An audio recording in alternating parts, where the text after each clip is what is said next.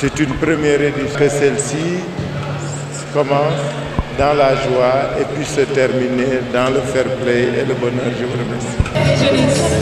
De la jeunesse.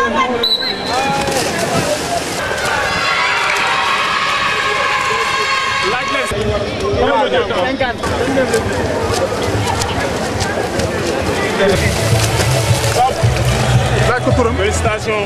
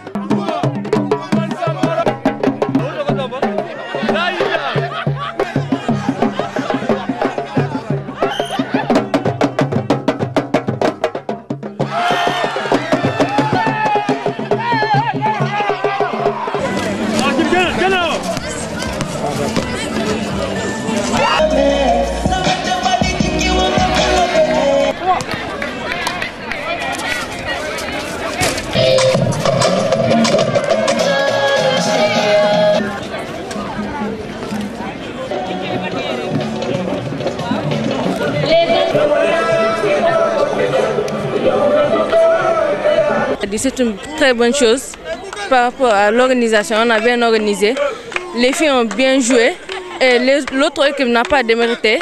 Et nous avons fait de notre mieux pour la gagner.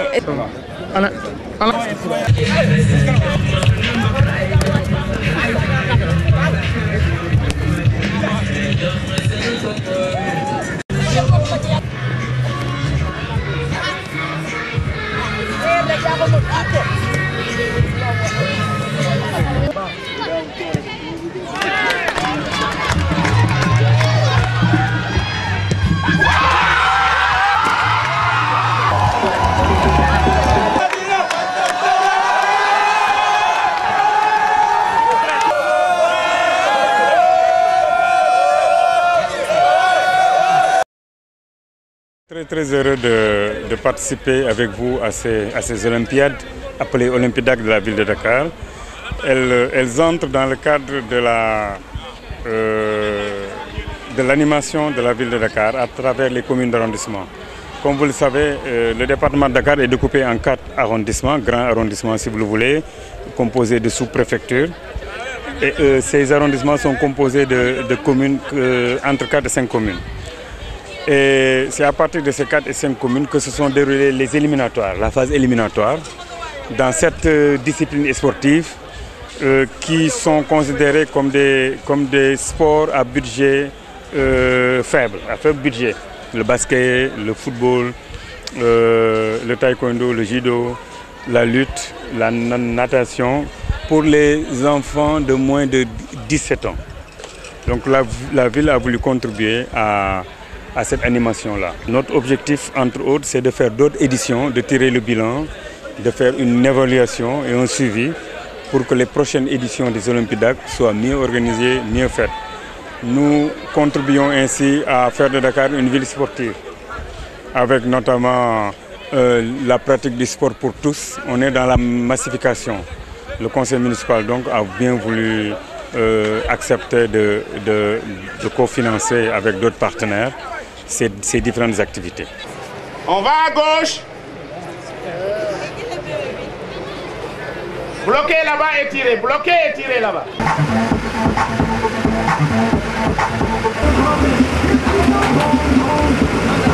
Allô.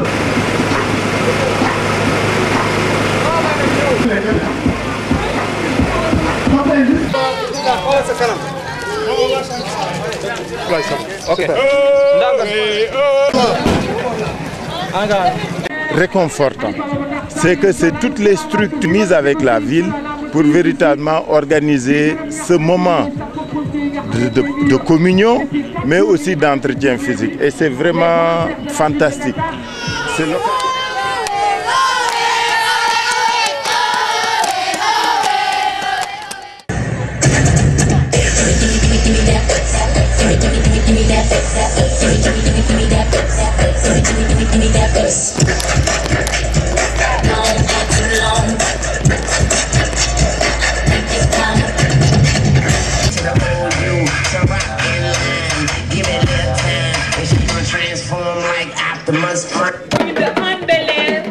Avec Monsieur Alpha Tavares, premier international de... jëmee ko ci jeunes yi monsieur Guèye merci beaucoup. xale yi la jébbal drapeau yi kontaan ci li nga xam ni liggéey nañ ko. Il s'agit pour nous aussi de remercier tous les partenaires qui nous ont accompagnés pour que nous puissions réussir cette manifestation.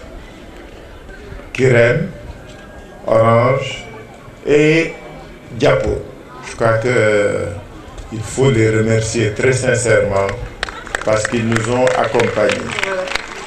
Remercier aussi toutes les associations, toutes les organisations, les communes d'arrondissement qui se sont toutes impliquées pour que nous puissions aujourd'hui être réconfortés.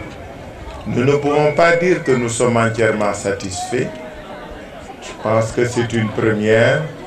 Elle a connu quelques petits soucis d'organisation, de mobilisation, mais l'ambition et l'objectif sont restés en tout cas là et ont été partagés par tous les uns et les autres. C'est que ces Olympiades ont été l'occasion pour nous de poser un premier jalon dans la création d'un événement pour Dakar.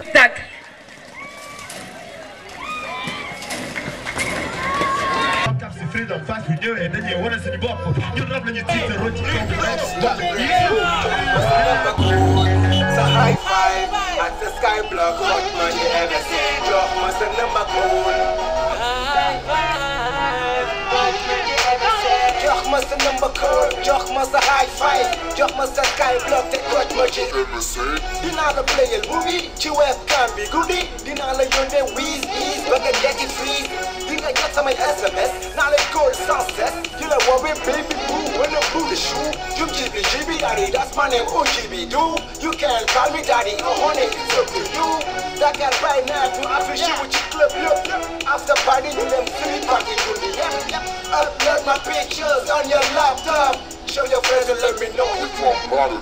Jox ma sa number cool, jox ma sa high five, ak sa skyblock, what would you ever say? Jox ma sa number cool, jox ma sa high five, ak sa skyblock, what would you ever say? Jox ma sa number cool, jox ma sa high five, ak sa skyblock, what would you ever say? Jox ma sa number cool, high five, what would you ever say?